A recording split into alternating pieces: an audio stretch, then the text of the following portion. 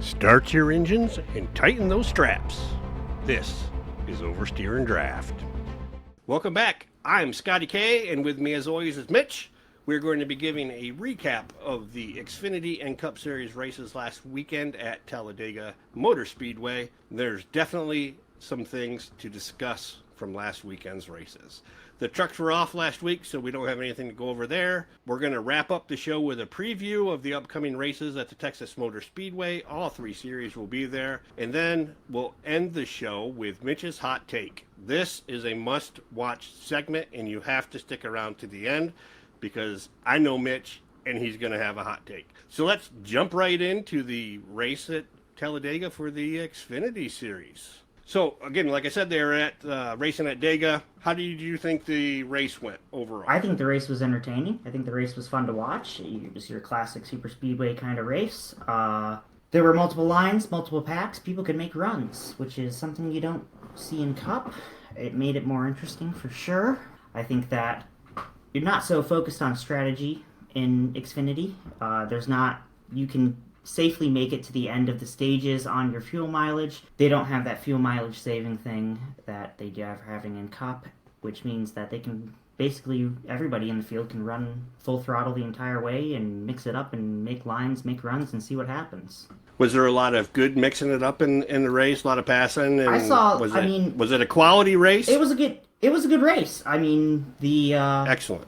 They can generate runs the way that these cars are in Xfinity Series. They're not too draggy. You can actually lead a pack and not be shuffled out on a bad block and end up 30th. You can make the blocks, make the runs, and keeps the racing closer, keeps it more entertaining throughout the race. So I pulled up a couple clips. Let's watch a couple clips of the race, and then we'll get your reaction to them. We're going through across the start-finish line. I saw him get turned. Jeb into this right side. Jeb even hits the wall. And that catches Greg Van Alst as well when the 8 gets spun around. And I'm not quite sure where the 39 gets the damage. Yeah, Van Alst has not pitted yet, so they have caught him. And it got just a little bit tight there, right? Like they were 4 wide for this just a ripped second. up to 35 car. Bad push. You see the 35 on the bottom. It gets a little bit narrow right here as they're heading down. Just condenses 4 cars into 3 spots, basically, right there. Yep, kept right in the middle of it. Not sure he got a ton of damage. That's how he got all that damage. So it surprises me that there wasn't a big one caused with that. I think it was far enough back in the pack at that point in the race. It was caused probably the last solid 3 wide row is definitely where that wreck happened. And then Talladega, the banking is going to wash it up the track, especially going into turn 1 out of the tri-oval. 35 car basically ran a little too low, clipped the apron, and got shoved up into a 4-wide situation where he couldn't control the car anymore and didn't have any chance to recover it. Got into the front end of Sammy Smith and shot up the track and took a bunch of them out with him. Yeah. Lucky it wasn't farther up in the pack because that would have... It's one of those Talladega wrecks that you see that usually can end up taking out the whole pack. All right, I have one more clip to share. Accident that Catherine Legg was involved in. She seems to be pretty good at causing or being involved in accidents, as she was in one with Casey Kane last week or 2 weeks ago at Rockingham. Able to push him out front. He's not going to want to be in second. Maybe today is his day. So, Parker, for me, when I would get in these races, see, and there we go, crash. Catherine Legg involved. Eric Almirola, Brandon Jones, Jeffrey Earnhardt gets a piece. 4th caution of the day. All right, yeah, so that one car hit like a ton of bricks. I'm going to tell you exactly how that incident was caused, and it had nothing to do with Catherine Legg. Running her line, there was a gap in front of her, ended up getting ahead of steam in the 19 car. Eric Almirola self-cleared himself up and spun himself across her nose.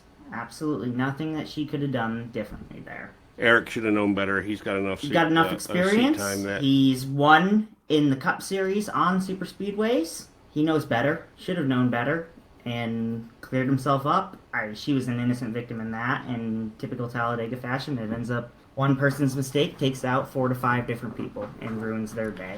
Yeah, but it really shocked me watching the race that typically when you see the super speedway races, you have something like that where cars are coming back down across the field. It's not just 4 or 5. Like, it's I think that they practice. Mayhem. They set themselves up in the simulators, or they play iRacing and play open lobbies in iRacing, where these people don't have the skill that these guys have. It's a realistic enough simulation. I think that it helps you to go to these tracks, and it's reaction time. It's reaction time and knowing how your car is going to handle. If you build that reaction time up and know how the car is going to handle, it's easier to avoid them. I think that they practice avoiding wrecks now more than ever, because you know how the speedways are going to go. Speedways, the entire hype of a speedway is built up on when's the big one going to happen. Does the Xfinity Series have practice, or are they like the Cup Series where they have very limited practice? No practice. You go out, run your one qualifying lap, and you go into the race. And so people like Catherine Legg, who've never run a stock car on a super speedway, they got to go into it and figure it out. That's tough. That's tough, on especially the age group of kids that are, well, they're not really kids, young men and women that are racing in that series. They just don't have the experience in those cars. Most of these people that are running Xfinity Series, and for that matter Truck Series, when they go to the super speedways, a 1.5 mile speedway is a big track for them. Our standard bread and butter, so to speak, in the Cup and Xfinity Series, that's a big track for a lot of these kids coming up through the series.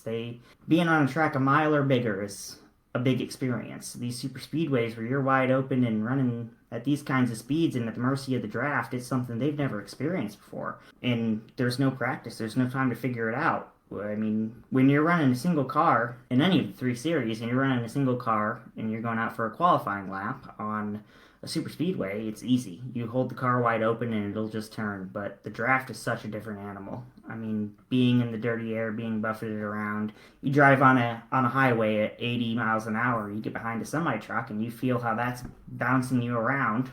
I mean, imagine doing that at 190. The power of the wind at that speed is something that people don't really understand. So we have to talk about the elephant in the room. So NASCAR declared a winner by like 0.001 yes of a second, which is unfathomable. Before we get into too much commentary, let's play a clip of the ending and see how it all turned out. I believe that one of the drivers took a pretty good hit here in the ending laps as well. So yeah, Zilich, he went in like a ton of shit bricks, or a shit ton of bricks, or whatever that saying is there. Zilich is leading.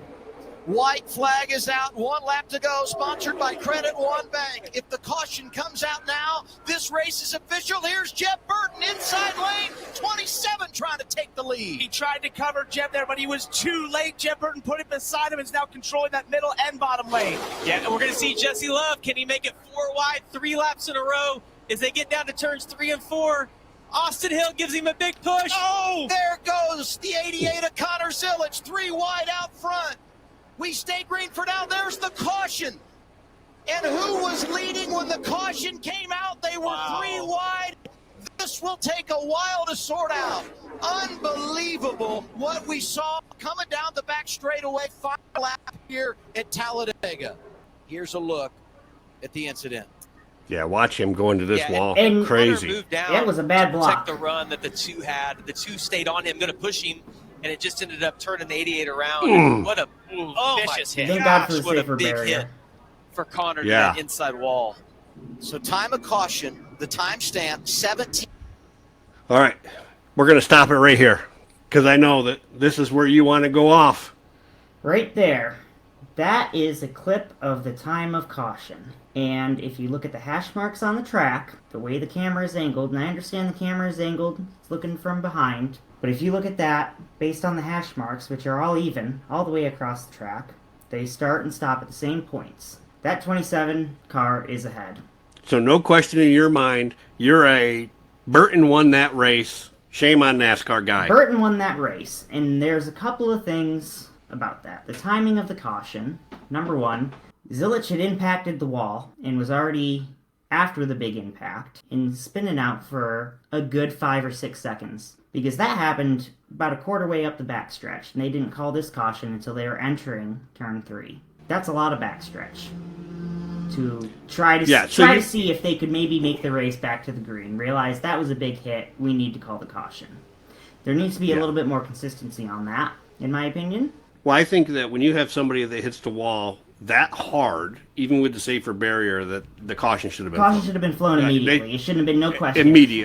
Immediately, no question. Get the safety crews to the driver. Take care of the driver. Make sure we don't. And thank God for the safer barrier. Thank God for the Hans device. Because 20 years ago, we'd be talking about how Zilich is no longer with us. And thank God that NASCAR has made the safety improvements that they have. But it's still a dangerous sport. We've seen Kyle Busch in the Xfinity Series in 2015 at Daytona. Very similar, straight into a wall impact on the front stretch of Daytona. Broke both his legs, was out for half the Cup season.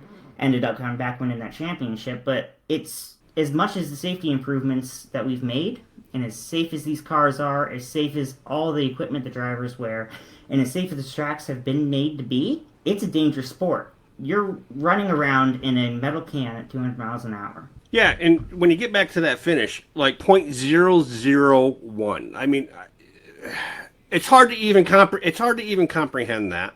I haven't seen any other really good angles of the race. So did NASCAR just basically do a coin flip and say someone has to win it, and it's too close for us to call? The way it works on every normal caution in the Cup Series is whenever there's a caution that flies, NASCAR reverses to the last timing loop. They typically have about 7 to 8 timing loops that are underground wires that run under the track, and there's transmitters in the car. Every time they pass over that, it times exactly when they do that. On a green-white checkered scenario, where it's the end of the race, they will refer to cameras. And as soon as that caution flag is flown, it timestamps it on all the cameras, and they will look at the camera angles to determine who was ahead at the time of caution. Unfortunately, in that scenario, I don't think that there was a camera that necessarily pointed straight up towards where those cars were at the time of caution. I think it was all angled views. And at that point, you have to make a judgment call, and you have to use reference points. The reference points that I saw at time of caution are the hash marks on the track, which are all start and end at the same point on the track, no matter how far up or how far down they are. At that point in time, you can see they're equally along the hash marks, and it shows the 27 car in front. I think that the 27 car was in front. And to be able to call it a .001 second finish, you cannot do that unless they are actively crossing over a timing loop. That is not a point in the track where there's a timing loop, which tells me that they referred to the latest timing loop because it was too close to call. I mean, you could do it if it was at the start-finish line, no problem. They got all the cameras right down the start-finish line. They can slow it down. They can go frame by frame. But when you're going into the corner like that, they're just not a great turn 3. A great angle. Turn 3 going into Talladega. Here's the thing. No, there's no angle there, and there's a timing loop directly underneath the start-finish line for these exact scenarios. We saw this at Kansas last year, where we had the closest ever finish in NASCAR between Kyle Larson and Christopher Buescher. We saw that at Atlanta last year with the 3-wide finish. The timing loop is directly under the start-finish line, where they can make those kind of calls. At that point in the rack, there's no timing loop there. Yeah, and if NASCAR had anything more definitive, they would have published it. So they're relying on the same angle that we just looked at, which means that they know that they had to go one way or the other. They had to go one way or the other. People are watching. People are at the track. You have to make a call. A group of fans was going to be upset regardless of how they called it, and one driver was going to be extremely upset and disappointed, no matter what they did. And frankly, Jeb Burton's fan base is not as large. That's true. And yes, it's easier absolutely. to make that call. Especially for a smaller, less funded team, it's easier to make that call. Do you think that there's a chance that Burton and JAR are going to try to protest this loss? I mean, I don't know what grounds they would have. I don't know what the rules would say. But I think in the NASCAR, and the problem is the NASCAR rulebook is not public. You or I can't go look at the rulebook. Teams can look at the rulebook. Media can see certain sections of the rulebook when NASCAR wants them to justify something that they've done. I don't think there's any grounds for an appeal on that. I really don't. I don't think that it's within the rights of the teams to appeal something like that. I think they can appeal penalties. I don't think that they can appeal finishes of a race like that. I really don't. And with the win, Austin Hill recorded his record-breaking 7th Super Speedway win in the Xfinity Series, passing legends Tony Stewart and Dale Earnhardt Jr. I think Austin Hill is a phenomenal super speedway racer. I think he understands the draft, sees the air really well. I think that he has trouble at tracks that require perhaps more driver skill, more technical input. Most of his wins have come from these drafting style super speedway races. Now, he did win Martinsville. We all saw the ending of that Martinsville race. We all know the chaos that was caused by Sammy Smith, and that was a luck win. That's one of those scenarios where you got to be in the right place at the right time, and that happened to work in his way. The majority of his wins have been at these drafting style super speedways. I think he's really good at it. I think that he definitely has a talent. RCR, being in an RCR car, does not hurt that one bit. Been good at the super speedways, Cup Series, Xfinity Series. You look at RCR, they are the super speedway guys. Always have been. I think he's a solid top 10 driver. He really, he's a solid top 10 driver. I don't think he has... Would you put him in your top 3 power drivers in the Xfinity Series? No, I would not. Okay, who are your top 3 power drivers right now in the Xfinity Series? In the Xfinity Series, you got to go with Justin Allgaier. He's got the experience. Okay. He's got the Junior Motorsports backing. Obviously, the fastest cars on track. I think that Sam Mayer dropped from Junior Motorsports into that defunct sort of Stuart Haas car now. Not Stuart Haas anymore, but that single Haas factory team. I think Sam Mayer was a very talented driver, obviously showed a lot. Won a couple of races with Junior Motorsports, especially on the road courses. I think Sam Mayer is a dark horse who you need to look out for, and I think that probably the most promising and developing talent right now, and is showing the most consistency, is going to be Jesse Love. Yeah, Jesse Love. I mean, I think you have to say that because your fiance is probably behind you. So she will probably stab me if I don't say that. No, but I think that it's his second year. He's shown a lot more confidence and a lot more speed this year. I think last year was a big learning year. He's done a cup race. I think since he did the cup race in Bristol, he's shown a lot more on track. Now, granted, the car at Rockingham may have been illegal, but you get that sometimes. He raced that race beautifully. Yeah, and I think anybody who watched the series last year could see that Jesse Love was an up and coming, and I think he's putting it together this year. He's a shoo-in in my mind to eventually make it to the Cup Series. I think, and then it's just going to be a matter of time to where only a few drivers that I can see in Xfinity that can definitely deserve a place in the Cup Series, and I'm going to say it's going to be Jesse and Connor Zilic. I think Connor Zilic shows a lot of promise. It is technically his first year. Did run that Cup race at Coda and was doing well until his teammate took him out. Why not Allgaier? Why isn't Allgaier won the Xfinity Championship last year? Why is he not going to the Cup? Ran the Daytona 500, did good. Allgaier's run Cup before. He had a Cup career. Didn't have enough. I mean, he was in bad equipment. Was he with a good team? He was in bad equipment, but okay. I think you look at how old he is, how long he's been running the Xfinity Series. He's got success there. Why would you leave that success? I mean, winning in any of the top 3 divisions of NASCAR, especially if you can dominate and know that you're one of probably the best drivers in it, accept that. My guess would be is that he's in the Xfinity Series unless Junior gets a charter and brings him as his driver, which I'm not even sure that he would do if it was a full-time ride. I don't think he would do it. All right, shifting gears from the Xfinity Series, let's jump right into the NASCAR Cup Series. So they were also at Talladega. I was shocked of the race in that there wasn't any big one, but what were your thoughts and highlights from the races you saw? So there is a problem with super speedway racing in this next gen car, this Gen 7 car. And I think it's a combination of the way the car drives, how draggy it is, and stage racing. You know you're getting that caution, but you know you can't make a full fuel run with it. So in order to get your stage points, and it's all track position, because you can't race with this car on a super speedway. You get stuck in your line, and you are where you are in your line. So it's all about timing your pit stop right, taking the shortest pit stop and getting out with the right line and the right group of cars to position yourself in the front. And so we get that amazing looking 3-4 wide racing because they're all running 3/4 throttle. They're all saving gas and no one's pushing. So it looks great from an eye-catching standpoint, and from the way it looks on TV, oh man, look at them running 4 wide, how incredible are these drivers? They're not pushing, they're not trying, they're well within the car's capability. They're all trying to save fuel because if you make that pit stop 1/10 of a second shorter, you will end up out front at the end of the stage. So are you saying that for the super speedways, they need to eliminate the stages so that people are forced to have to come in for pit stops, or that they have to push? Because, I mean, it's great that they ride around and it looks great when you watch a clip of it on TV, but if you sit there and watch the whole thing, it's boring as hell. They're not doing anything. No one can move. And I think that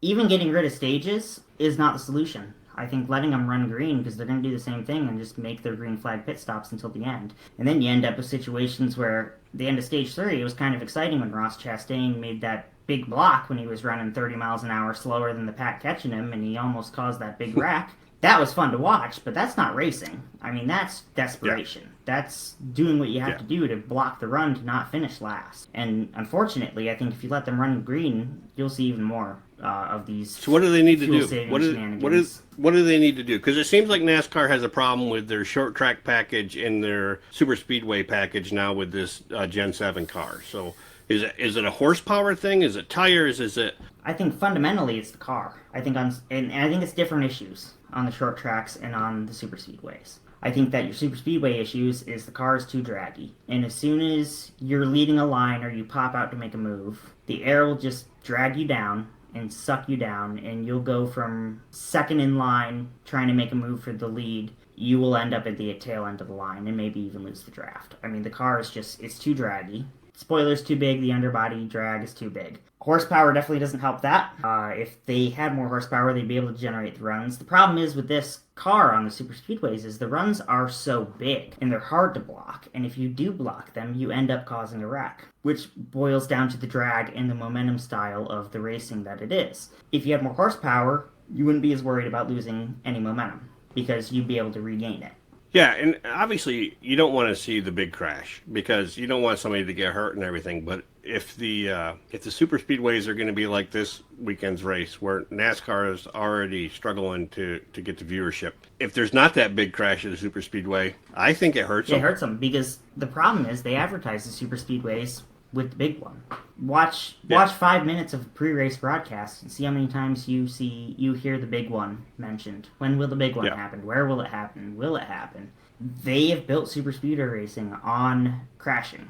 That's why people watch super speedway racing, is to see crashes. It's not like it was 20, 15, 10 years ago. Even if you look back at 10 years ago, in those super speedways 10 years ago in the Gen 6 car, you could block lanes, you could move back and forth, lanes could move, generate, form new lanes, dump people out. You could do stuff. You just can't do anything with this car.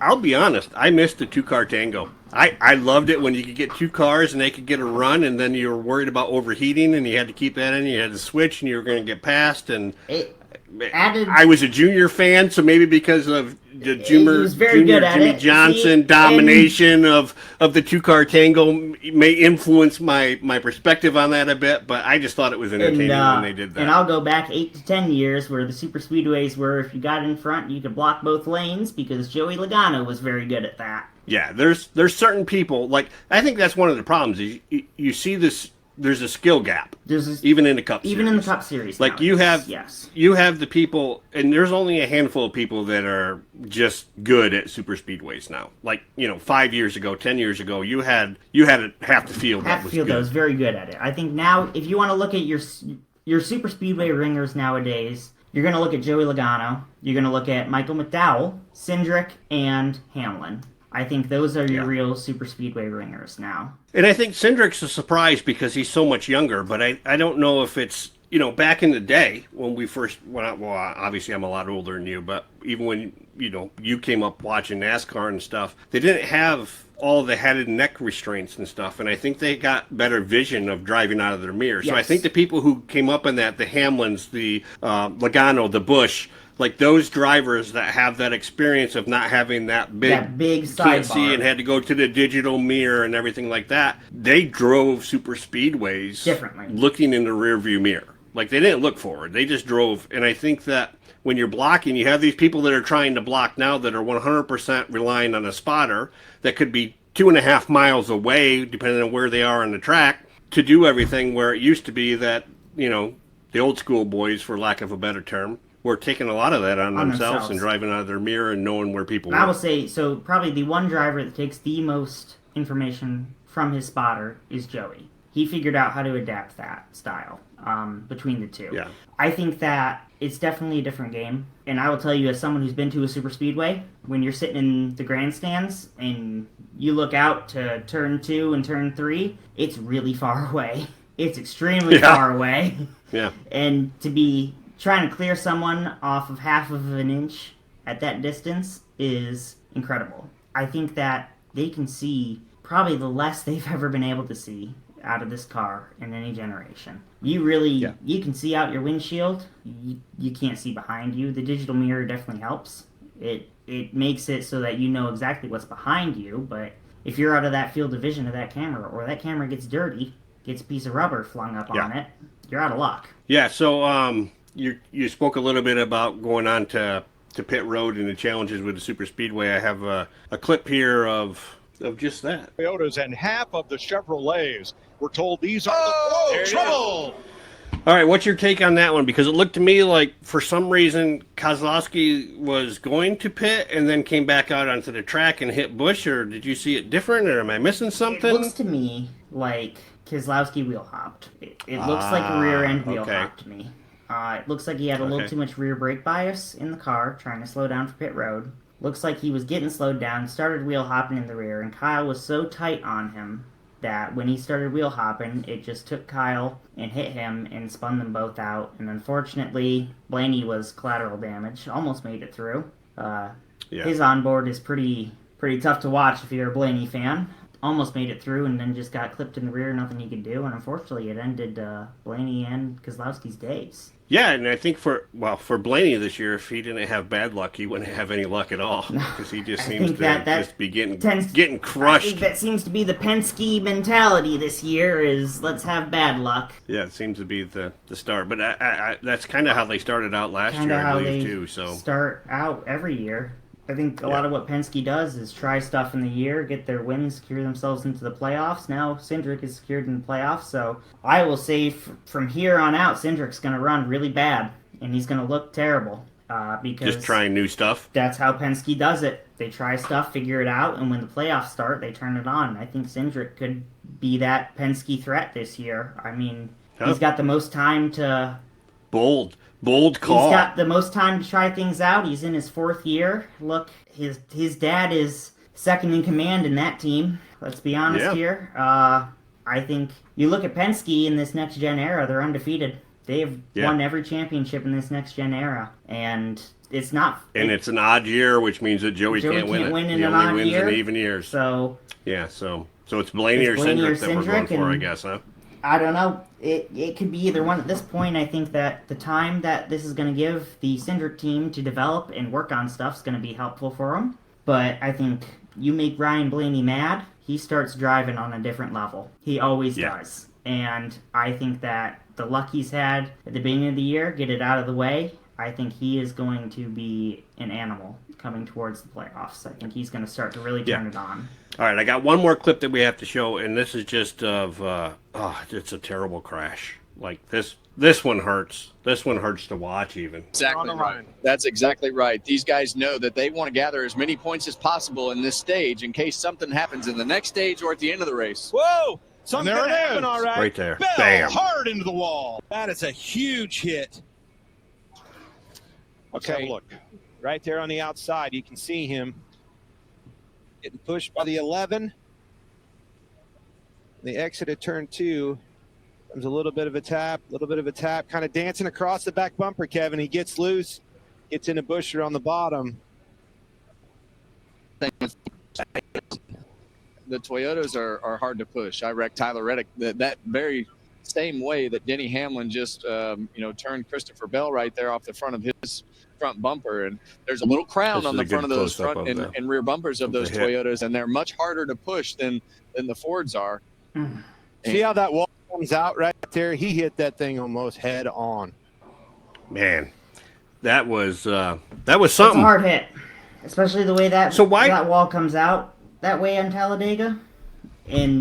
So Kevin Harvick was saying during the broadcast that he had the problem with him being in a Ford with the Toyotas that they have a little crown in the back of the car. Like, why does NASCAR think that's a good idea to not have a bumper? It just seems like you can't even touch somebody anymore. Manufacturer identity. Okay, It mimics so- the road car, and that's what NASCAR wants. That's what the teams wanted. Unfortunately, you'll find that the Toyotas are probably the hardest to push and be pushed from because their bumpers and their noses are much rounder, which is how the road cars are, because it does help aerodynamics and efficiency on a road car. Unfortunately, on a NASCAR stock car, where you want that flat bumper to push, that's why the Fords have been so dominant at the super speedways. Okay.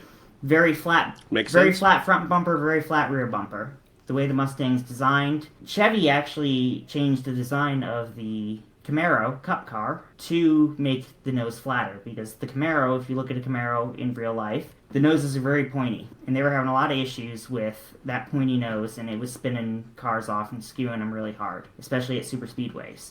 And so Chevy actually redesigned the Cup car specifically for that. The Toyotas they've always had this round front bumper and this round rear bumper, and if you get slightly offset from it, it will spin the car out. And unfortunately, also, if you look at that incident, that was 100% Denny Hamlin's fault. It was a bad push. Yeah.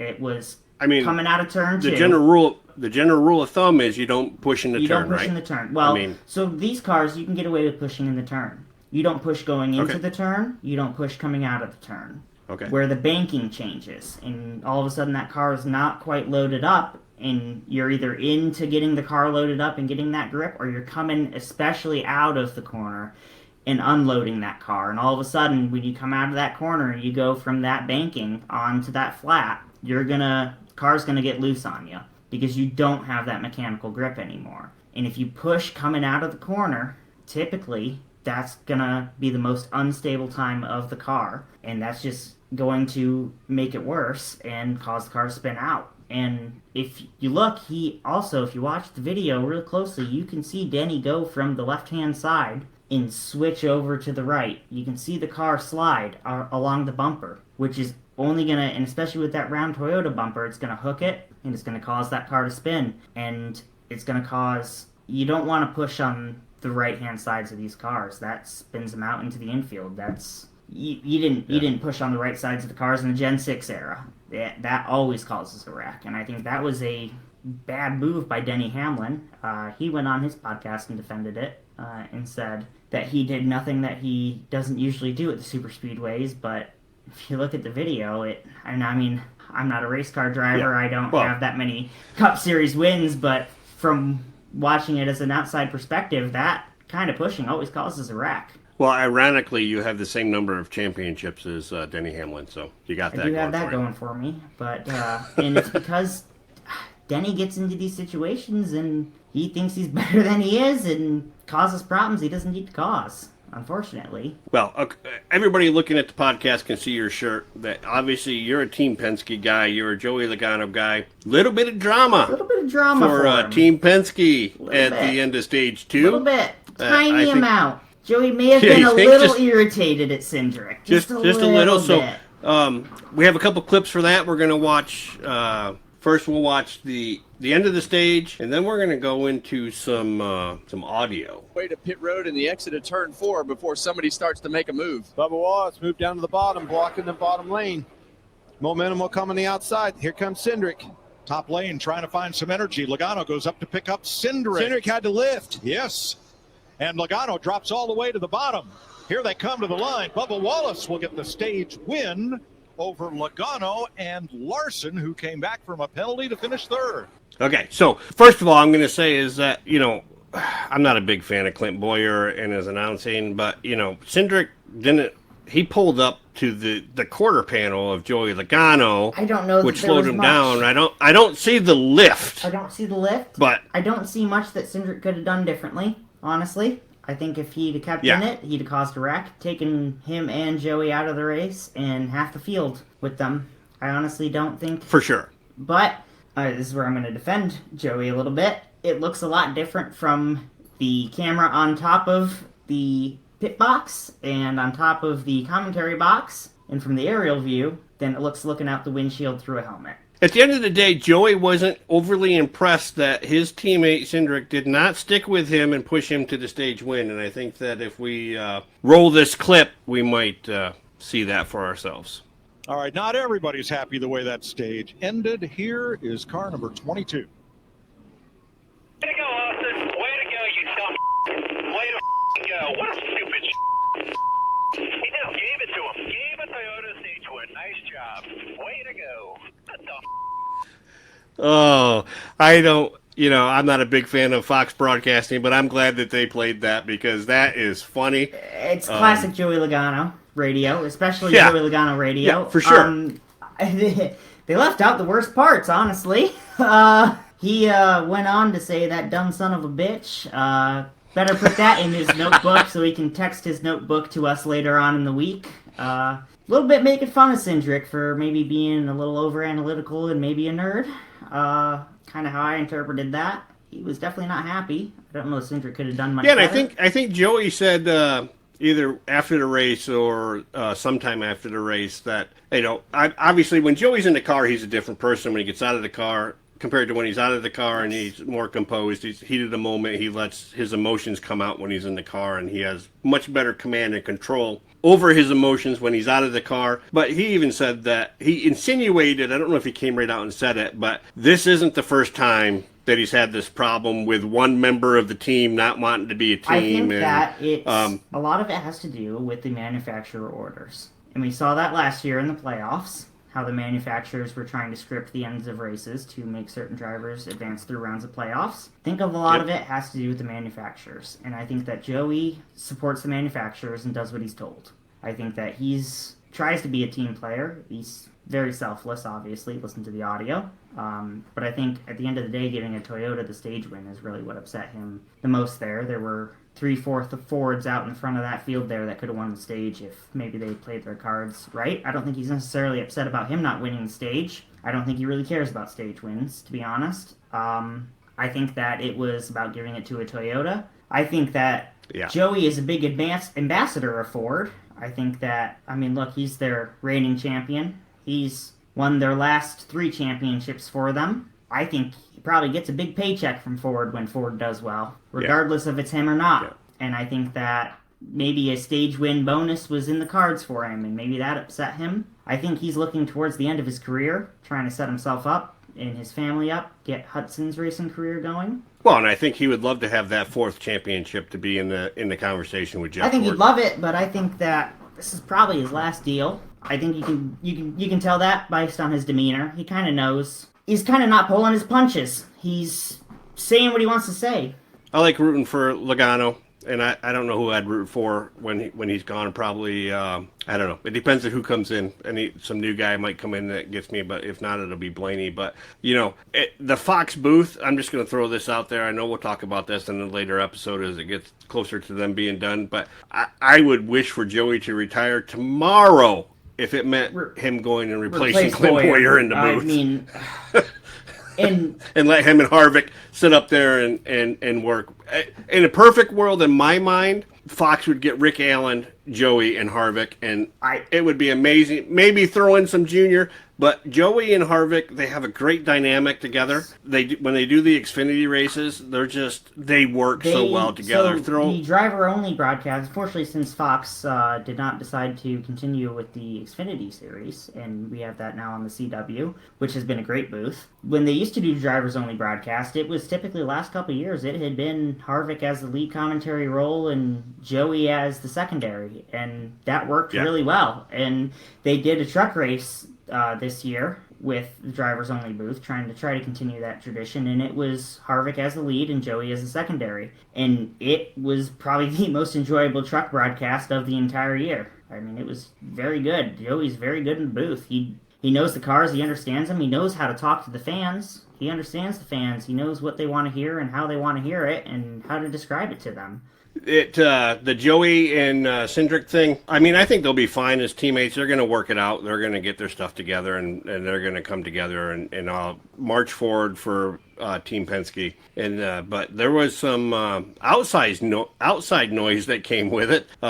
Probably most notably old Chipper Jones, third baseman from the Braves, I think, back when I was a kid. Apparently does not like Joey too much because, Apparently you he's know, not a Joey he fan. was, yeah, he was all over Joey for the way that he had his in-car camera and went off a little bit. So what did you hear about Joey's response to old Chipper Jones? So Joey went on Sirius XM this morning and basically said he's, as far as I know, he's never driven a cup car around Talladega, doesn't know the heat of the moment and the emotions and what it takes to do it. And so I don't know why he has much to comment on the way that I'm driving my car and the way that I am expressing my emotions in the car, which I think is a fair take. Yeah, I think it's a fair take, and I don't think that Chipper Jones should be the moral compass for anybody that's out there looking for maybe someone to look up to because, you know, cheating on your first wife with that Hooters chick and getting her pregnant and then pretty much following suit with the second wife. I don't know that he has a lot of room to throw some stones, I guess I could say. It's just, I don't know. Stay in your lane, man. Why Chipper is so hateful towards Joey, I don't really know. Maybe it's because, you know, Joey looks better. I don't know. Joey, has a successful family, has a successful career. I don't know. Maybe there's some jealousy or something going on the there. hair definitely made him look better, that's for sure. The thing is, Joey also said, like, if I came and commentated on something that happened in baseball, would you take me seriously? Why should you take him seriously? Yeah, and I think that's a valid point from Joey for sure because it just struck me as odd that because I only put up the one tweet, but there was a series of tweets that came after that one. Yes. Like it just kept on going and going and going like he was on a bender or something. Yeah, and it's and just, you know, like what then we're going to talk about in the next segment some disqualifications and stuff, and that brought out more tweets and like it was just like, yeah, I don't know what was going on there, but there might have been a little going on. Who a little knows? bit of something definitely happened there. It Yeah. was definitely out of the ordinary. And the fact that it Yes. made such news. Yeah, Too. it's news. everywhere. It's everywhere. It's Everybody everywhere. cares about it. Yeah. Like, why does... I've never heard of this guy before this. I mean, I'm young, but I've never heard of this fucking guy before this. I have no idea who he was. That's awesome. I had to look up who he was. That's amazing. What's going on here? Yeah, that's amazing. So maybe he's just trying to be relevant again. Could be. You know, maybe that's it because there's a whole generation of NASCAR fans that are right around your generation that just don't even know who he is and what he's doing. So anyway, so then we're going to go into the end of the race here. Off turn 2 for the final time. Still 2 Fords in front of 2 Chevys, in front of a Chevy and a Ford, 2 rows back. There's the bump from Larson, trying to get that number 2 out of the way so he can make a move. Who's going to come to the outside? It's the gaps. The energy's going to come from the gaps. Watch him. See that 5 car slow down? He's trying to create a gap to get a run on him. And there's those lap cars up in the front. That should help that bottom lane get a little bit of draft coming to the finish line. Into the trial, the final time, jostling 3 wide behind the first 2 rows. Cindric, Priest at the line. Who? Cindric. Austin Cindric, Menards, Team Penske, and Ford. So Cindric comes back after his stage 2 disaster for his teammate and ends up winning the race. But I mean, when you look at that from that last lap of this is Talladega, what happened? Joey was sitting. What? Joey was in prime position, right? I mean, he was in third car back, like, and he couldn't move. They all just goes back to the green flag pit cycle, and who cycled out ahead of that? And it's a track position race. Yeah. I mean, what happened to the finishes at Talladega 4 or 5 years ago where they're coming across the line 3-4 wide for the win of the race? Yeah, but you could make a run. I mean, Kyle Larson is arguably probably the best stick man in motorsports right now, and he couldn't even get up to where he could do anything with... If you try to pull out and make a run, if nobody goes with you, the car is so draggy, you get shuffled out, and you take it from a second place, third place finish to a 15th, 20th place finish. And the points are just, it's not worth it. Yeah, so okay, so I want your hot take. I want your take on this, not your hot take, just your take on this. If those 2 lap cars are not in the inside lane for Cindric to maybe pull some draft off, does he win? I don't know that it changes much. I think that it made it easier for him. I think you'd have had the same style of finish, and maybe it would have been Priest that came across the line first. It literally would depend as you're coming into that tri-oval. Whoever got the bump from the car behind going into that tri-oval would have won that race if it weren't for those lap cars, and I don't think that they honestly made that much of a difference. I think that was overhyped. I think it helped for sure, but I don't think that typically in Talladega the outside line's going to be the fastest anyways. I don't think it helps that much. I really don't. Okay. So, I mean, other than that, you know, a couple hard crashes. No big one, we said at the beginning. If it wasn't actually for the end of stage 2, I'm not sure there's a lot to talk about, honestly. At this race. I mean, you know, thankfully, Chipper Jones came out of the woodwork, throw some tweets up there, gave us something to talk about. A little bit, but other than that, there wasn't a lot. It was a fairly subpar super speedway race. I mean, you look back. Yeah. I mean, again, I'll go back 10 years ago, super speedway races, they were the race. You wanted to watch them, and it wasn't just for the crashes. You wanted to watch them because it was because of the racing. Because of the finish and the racing. The way they were able to block lines and create runs, and I mean, it was...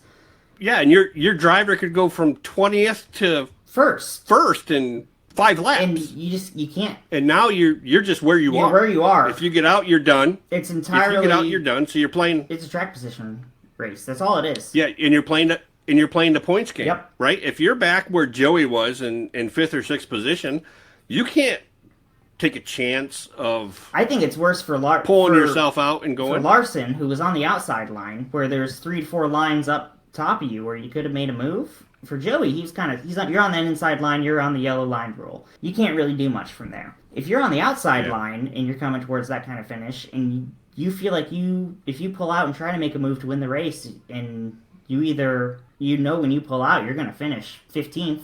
I think that's what the problem is. Drivers just know better. Yeah, because you're going to go from whatever your position is potentially to last. And really fast. When the regular season championship last year, which is 15 points in the playoffs, which is a big deal, that's 5 race wins worth of points. In that regular season championship last year was lost by 1 point. And Larson missed a race. Didn't get any points for 1 race and still only lost it by 1 point. 1 point matters. How many times do we come in the playoffs where we're looking at playoff points or we're looking at positions and it's the final cutoff race and there's 3 drivers tied on the same amount of points. Whoever finishes ahead makes it to the next round. 1 point matters. Why risk a 2nd place versus a 15th place when you know you can't win it? Yeah, so after the race was over, you know, obviously, I think where did Joey finish at the end of the race? 5th place, It was like his first 5th? top 5 of the entire year. Unfortunately. Yeah, and then the news comes out that Priest and Logano were disqualified. 2 different issues. Talk a little bit about that. 2 different issues, both related to the rear spoiler. Logano, so there's 18 bolts that hold the rear spoiler into place. Logano had 2 bolts that were missing, meaning that they came off during the race, which NASCAR deems an unfair advantage, seeing like you were trying to maybe get that spoiler loose and bend it back in the air a little bit, create less drag. I think that might have been an oversight on Penske, on whoever was in charge of tightening those bolts and or applying Loctite to those bolts to make sure they didn't come out. Maybe didn't get Loctite on 2 of those bolts. Maybe didn't tighten 2 of those bolts quite exactly how much they should have. 2 of 18 though, is it really going to give you that much of an advantage? No. And it's harsh for sure. I mean, couldn't they have just put the template on the car and be like, okay, yeah, your spoiler's within specs, so you're good. So it's harsh. And if you look back to the Daytona 500, the car that sat on pole, Chase Briscoe, when they tore that car down, the spoiler holes that the bolts go through in the holes were elongated. And they lost the pole position, got fined 50 points and a huge amount of money, appealed that, and they ended up winning that appeal, saying that the bolts could have elongated themselves. So why isn't Penske appealing this? Because they don't want the car to be torn down because they're worried they're going to find something else? Why wouldn't you appeal it? Cindric won the race. Blaney was crashed out. Can't take that car in for R&D. Maybe don't look at the rear end of our cars that closely. Maybe you found that. Maybe you didn't find what we were really trying to do. And it turns it from... Because Briscoe's in a Toyota and it's a different car. Logano, it's a different scenario. Logano's in a Ford, but it seems like that there's a problem with those... It seems like the teams are maybe trying to gain an advantage off of that, because that's a huge advantage. Or the design of the car is not what it needs to be for a super speedway, and the force of the air hitting off that spoiler is elongating those bolt holes, and then inevitable that a few of them are going to fly out. Spoiler is one of the parts that are restricted. You have to buy this from a supplied manufacturer. That's not part of the Toyota, Ford, Chevy body kit. You have to buy this spoiler. You have to use this spoiler. It has to be at this certain angle with this amount of spacers underneath it. That is one of the supplied parts, and comes from a single source manufacturer that NASCAR requires all of the teams to buy from. Seems like they do have an issue. Seems like the force of the air is a little too much. The cynicist in me wants to say, all right, we got a car in the playoffs. Don't look too hard at what we're doing in the rear ends. Maybe you caught that. Maybe you didn't catch what we were really trying to do. That's a great point, and I didn't think about it from that angle because, I was just thinking of knowing what Briscoe went through and that he got his points back and everything, that it seemed to me, looking at it from an outside perspective, that this is a known problem. And if you looked at your rear end and the holes were elongated and it was the same situation as Briscoe, except that your bolts came out and his didn't, but it was a matter of time before his would have came out. And it was one qualifying that lap. You would have been in a really good position to do that, because what the damage to Joey, it's not as much as you think. In the point standing, it's not as much as you think. Okay, but he went from like 10th to 13th. He's in the playoffs. Who cares where you finish in the points? That's true. He's in the playoffs. Where did he go into the playoffs last year? about 11th to 12th going into the playoffs last year. Yeah, that's a good point. He's in the playoffs. Still in the playoffs. Okay. I think that matters more. And then what was the issue with Priest? Because he was spoiler as well, but what was the issue with his? On super speedways, you're allowed 2 carbon fiber shims underneath the spoiler to level it. They had 3. And according to the Roush Fenway Keselowski statement, they added that 3rd shim to correct a angle issue on the spoiler. So pre-race tech, the spoiler was at the wrong angle. They added a shim to put it at the right angle to pass the laser scan tech. After the race, NASCAR selected their car for teardown and found that they had 3 shims instead of the allowed limit of 2. And that was their problem. So did they have a body problem? Like, what would make this manufactured part not fit? No, these are both Fords, right? Both Fords. Okay, so it's Ford.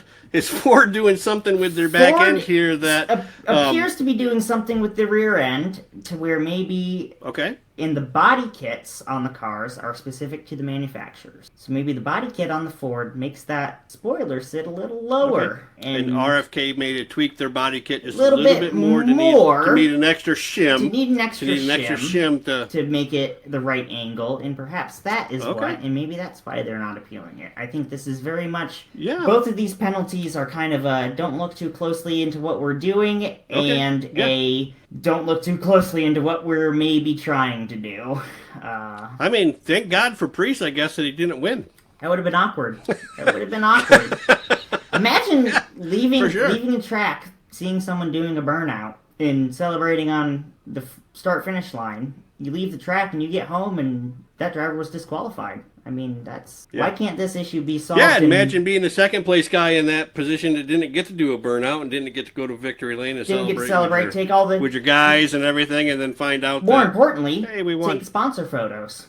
That's what pays the bills. Yeah, take the sponsor photos with hats and victory lane. That pays your bills. That gets you a ride. It's tough. Why isn't this stuff caught in pre-race inspection? That's my question.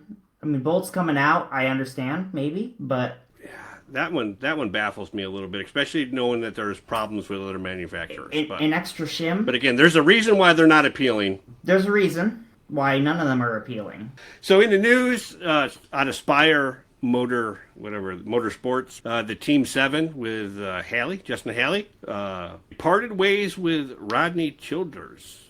I mean, that was surprising for me that happened. And I guess my question to you is there any opportunity, do you think, that Rodney will be looking to go to RCR and maybe join Kyle Busch? I think, who has had a lot of bad luck and is looking to get out of this slump. If you want to be a legacy crew chief, Kyle Busch is not a bad option to try to turn him around and make him winning driver like we all know he is. I think that the problem is that I don't think Rodney Childress has been as good in this next-gen era as he was in the Gen 6 era. I think you saw a massive drop-off in performance from Rodney Childress and Kevin Harvick in those last couple of years in the next-gen car. I don't think that they could wrap their heads around it. I think Harvick's driving style was very different, and what he needed from the car was something that Rodney and the next-gen car couldn't give him, and I don't think that this switch to Justin Haley is maybe, hopefully, he thought it would be a refresher, give him a young driver who could adapt to the car better, and I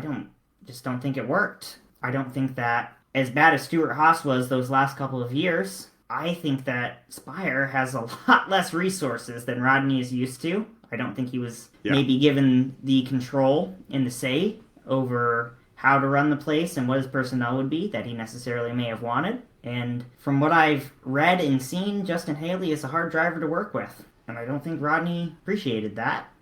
From what Rodney's been saying since he left the team, that there was a lot of lack of communication and a lack of letting him know what he could and couldn't do. And I think he didn't like that. I don't know. I think that what Rodney Childress is going to do is be part of Kevin Harvick's late model program and crew chief Keelan Harvick up into the truck series and maybe be his truck crew chief for the first year or two and then send him off onto another team in Xfinity to figure it out. I think that may be Rodney's ultimate plan, and I think that would be something. That would be Kevin's ideal plan. Rodney came to Stuart Haas Racing because Kevin Harvick said, "I want him," and they built the team around that.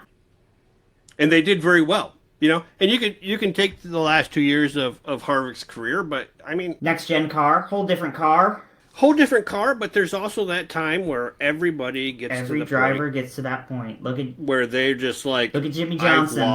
I've lost a step. Yes. Like Harvick was still better than the vast majority of the drivers in the field when he retired, but he wasn't what he was when he started and when he was very successful. So in his mind, he could see it, and it was time to go. And it happens in all sports. I mean, NASCAR is very fortunate that they probably have the longest ability to continue going outside of baseball or something, because football and NASCAR get hit in the head pretty good. So it only takes so many crashes before. Ask Bell. I mean, I'm sure that kid's been in some dandies the last couple of years. So is Blaney. Blaney and Bell have probably taken the hardest hits in the last couple of years, especially with this next gen car. I mean, fortunately enough, they're young enough that it hasn't been career enders like Kurt Busch. Next gen car does hit hard. Wrapping up the this week's races, the Talladega races. Who are your top 5 power drivers right now in the Cup Series? Cup Series, I'm really looking at a lot of Hendrick drivers. I'm looking at Byron, Larson, obviously. They've been great in this next-gen era. A couple of wins already this year. Christopher Bell. I'm gonna have to go with Christopher Bell. 3 wins already on the year. Hard to not put him in that category. And I think Ryan Blaney. If he could finish a race, he's led the second most laps this year. 2 engine failures, which is unheard of in this era of NASCAR. 2 engine failures while he was leading the race. He got that unlucky caution at Homestead. He would have won that race if it weren't for that caution. I think that you can't count Blaney out. He's had a lot of bad luck, but the speed's been there. Yeah, so Denny Hamlin's won a couple races this year. He's not in your top 5 power teams? I know Denny Hamlin. I've watched Denny Hamlin race far too long. He's going to choke at some point. Yeah. So he usually starts off and has a really good regular season, and playoff time, he just can't complete it for whatever reason. Yeah, and I'll tell you that I have my eye on Chastain. I think Chastain's going to do some things. I think Chastain, if Trackhouse could figure their cars out a little bit better, I think he's a very talented driver. Sitting 10th in points right now. I mean, I wouldn't count him out for sure. Yeah, and plus, when he came back up on the track this week, he screwed the Toyotas over, so that's always a good thing. I mean, you can't argue with that. So, all right, moving into next week, we're going to be at Texas Motor Speedway. All 3 series are going to be there. It's your typical mile and a half speedway. 20-degree banking in turns 1 and 2, 24 degrees in 3 and 4. A little bit hard to set the car up. You got different banking in each corner. It's not been a great track since the repave. They've tried many things with redoing the banking and grinding out some of the banking. I mean, it's probably been one of the worst mile-and-a-half tracks for a long time, especially worst mile-and-a-half track in the next-gen era. I think Texas is getting close to getting the Atlanta treatment, where they turn it into a high-bank super speedway style of race, because they've been talking about redoing the place. The drivers hate it. The racing's bad. Texas is in trouble. You look at drivers that have done well there. I mean, average finish-wise, William Byron is up at the top. William Byron has the best finish in the next-gen era of 3.6 average finish. So if you want to look at favorites, I think William Byron is definitely going to be one of your favorites. Brad Keselowski also had really good finishes here. He is the second highest average finish at Texas, so maybe this is where Brad secures that first RFK win of the year, gets himself locked into the playoffs. You look at them, the rest of the field, I mean, it could be anybody. I mean, if you're thinking Brad's going to do well, then I'm going to think that Preece and Buescher probably have a good shot of doing well too, because if there's no lack of communication in that team, especially when it's Brad who's doing well, he's going to make sure the other two are right there, because honestly, Brad wants to win. He's a competitor, but I think it means just as much to him to have one of his cars in victory lane. I think it means just as much to him to have an owner's championship as it does his driver's championship. And I think that's what they're going to strive for. I think that the RFK cars are going to show some speed. I think Toyota is going to show some speed. Toyota is pretty good at mile and a halves. I think that Ford's going to struggle. Other than the RFK cars, they seem to be the only ones that can figure out these mile and a halves. Maybe if Blaney doesn't have an issue, I could see Blaney up in the top 5, but So do you think it's going to be, so you said that it has probably been the worst performing mile and a half track on the circuit, and the Gen 7 cars seems to only really perform well and have entertaining races on the mile and a half. So are you expecting it's going to be one of those races to where someone's going to get out front and it's going to be almost impossible with dirty air to get up and get around them and pass them, and you're going back to the whole pit strategy maybe, but it's going to be it's out of the racer's hands basically? I think Texas is more of that track. Texas is kind of a one-lane track where you get in the dirty air. It's not like the other mile and a halves with this car where you can run the middle, bottom, and the top lanes, and you can clear that dirty air and try to make speed. I think Texas has traditionally been this very one-lane track, and it'll be hard to make passes, for sure. Well, maybe Chipper Jones will have an issue with somebody, and we'll have something to talk about next week. Could be. So come on, Chipper. Give us something good to go off from for next week. Last question I have about Texas is, so Chase Elliott's coming up, or may have just passed his year mark without a win. What do you think about Texas? The Hendrick cars, typically do pretty decent at Texas, especially with Byron. Do you think, can he break the streak? I think that it's going to depend a lot on the setup and situation of the race. Chase Elliott's average finish in the next-gen car at Texas has been about 15th. So it's been a tough track for him. So maybe not put $100 down on him to win it. Maybe Chase Elliott's not your bet. I probably wouldn't go with All right, Chase I'm Elliott. with you. I'm hearing. But, the tolerances with this car are so tight that it could be anyone. It really could be.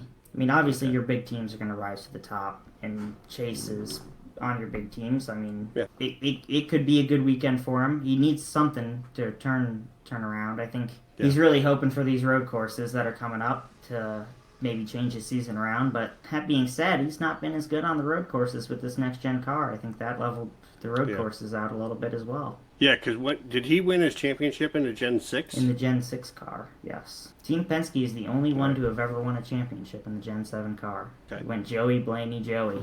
I guess if Cindric, Blaney, or Joey win it this year, they're going to probably change the format and come out with the Gen 8 car. We probably need to. All right, so wrapping up the show, it's time for Mitch's Hot Take. NASCAR proposed to the teams to run the All-Star race as a bring what you ran race, meaning modify parts. Our single-source parts, go ahead and modify them. Our adjustment tolerances, do whatever you want. You don't have to stick within our window. Bring it and run it. See what the car does. See how it races. The teams rejected this offer on a cost basis, saying they didn't want to spend that kind of money. They can't afford to spend that kind of money. Yet all the teams sit and complain about how all the cars are the same. They all have the same parts from the same manufacturer, and their adjustment windows are so tight that they're all basically running the same setup. And yet NASCAR gave them an opportunity to try something, show them what they could do, and maybe make the racing better. Team said no, that costs too much money. To me, that doesn't make sense. How are the teams not making money? Especially when you look at Legacy Motorsports, who just bought a charter from Rick Ware Racing for a record-breaking $45 million. A two-car team that can barely crack the top 20 just bought another charter for $45 million. Or maybe the teams are afraid that NASCAR is going to catch on to their tricks. They're going to catch on to something that they're doing in the regular season, and maybe that's NASCAR's whole game behind it, is that we need to figure out some things that some of these teams may be doing, so let's let them modify stuff and tell us about how it worked. And yep, and that could be the big part of it as well. So I'm not a lawyer, but I slept at a Holiday Inn last night. Do you think that there may be something with NASCAR doing this so that when they have the 2311 lawsuit go to court, they can say, we got to do what we do with our charters because it costs so much money that the teams wouldn't even take on this risk to do it for one race that meant nothing? And it could be that. And these cars are expensive, for sure. They're not cheap. It's not cheap to buy a Cup car. I think. Yeah, we need to go back to the old days where they pull that Camry off the lot, throw some row bars in it, and let her rip. I think it's a lot cheaper than it was in the next-gen era, especially if you consider what they were spending on engineering and trying to find stuff and building all the chassis by hand. I think it's definitely cheaper. They're still not cheap. Well, that was a good hot take. So I think we're going to wrap it up here. Mitch, I had a great time with you today. Can't wait to next week to recap Texas. I hope that the race turns out a little bit better than you're expecting it to be based on historical trends. Appreciate all your insights, and we'll see everyone next week. Bye.